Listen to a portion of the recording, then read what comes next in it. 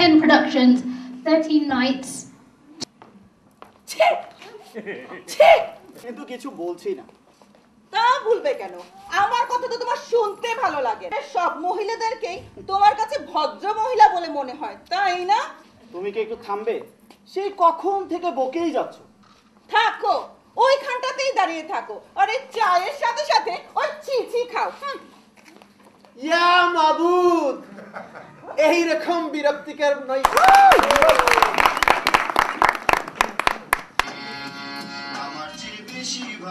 পুরোটা বিল্ডিং যেন একটা জলসাঘর হয়ে আছে। তোমার এই মারিফতি কথা আর কিছুই বুঝতে পারছি না।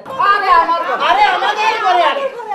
আমাদের ঘরে আগে। আমি তো এর নতুন উঠছি, আমার এনে কি দরকার? ইডিএলের গুন্ডামি চলবে না, চলবে না। সজল ভাইয়ের রক্ত বৃথা যেতে দেব না। ইডিএলের গুন্ডামি চলবে না, চলবে না। সজল ভাইয়ের রক্ত বৃথা যেতে দেব না। ইডিএলের গুন্ডামি চলবে না, চলবে না। সজল ভাইয়ের রক্ত বৃথা যেতে দেব না। ইডিএলের গুন্ডামি চলবে না, চলবে না। দেশ স্বাধীন করে, তা না হলে বারবার গোলামির জিঞ্জির পড়ে।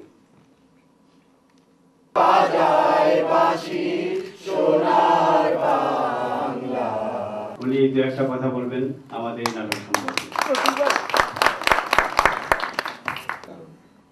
সেই জন্য আবারও আপনাদের যারা মাইক্রোফোনটা এখন আপনার কাছে দেবো না, ওনাকে পক্ষ থেকে কৃতজ্ঞতা জানাচ্ছি আপনারা আজকে সবাই এখানে উপস্থিত হয়েছেন। বাংলাদেশের টিচার্স অ্যাসোসিয়েশনের আজকের এই প্রযোজনা যদি আপনাদের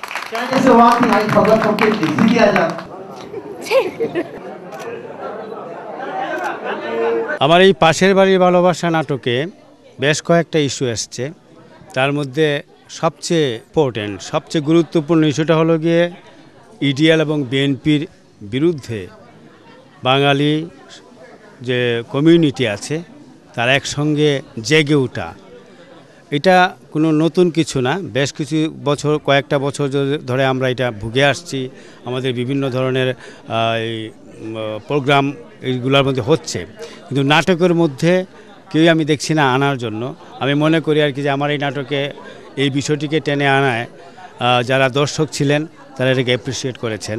আমার নাটকের সার্থকতা এই জায়গাতেই আর কি।